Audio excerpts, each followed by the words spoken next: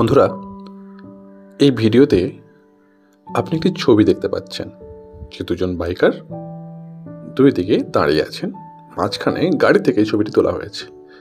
আমি কেন এই ভিডিওটি বানাচ্ছি চলুন একটু বিস্তারিত বলা যাক। দেখুন, ভালোভাবে দেখুন, গাড়ির সামনে দুজন বাইকার, দুইজনের দুই রকম চিন্তাভাবনা। একজন ডেলিভারি বাইক চালাচ্ছে, যে ডেলিভারি বয়, আরেকজন বিলাসিতার বাইক চালাচ্ছে।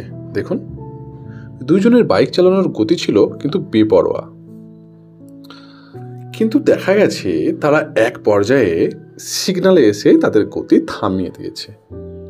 তারা চাইলেও আর আগে বাড়তে পারবে না নির্দিষ্ট একটা সময় ছাড়া। কাজেই বন্ধুরা, আমি আপনাদেরকে এই মেসেজটাই দিতে চাই, এই বার্তাটাই দিতে চাই যে ঠিক এমনই আমাদের জীবনেও আমরা যে যতই ধনী, গরিব, প্রভাবশালী হই না কেন, এমন একটা জায়গা আসবে যেখানে আমাদের গতি থামাতেই হবে। এটাই বাধ্যতামূলক।